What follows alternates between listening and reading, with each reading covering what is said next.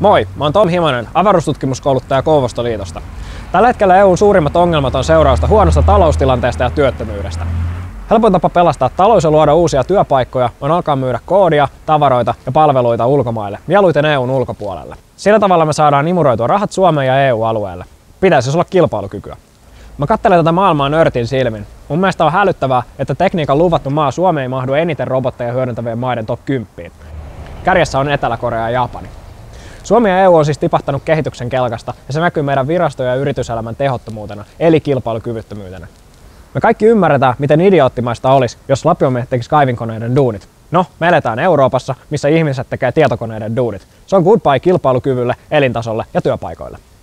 Euroopan parlamentissa tehdään koko ajan tietotekniikkaa, tietoturvaa ja tietoliikenteeseen liittyviä päätöksiä. Parlamentissa tarvitaan nörttejä. Haluatko sä jättää EU-maat IT-alan lopparin armoille? Jos et, niin sä tiedät, mitä sun pitää tehdä.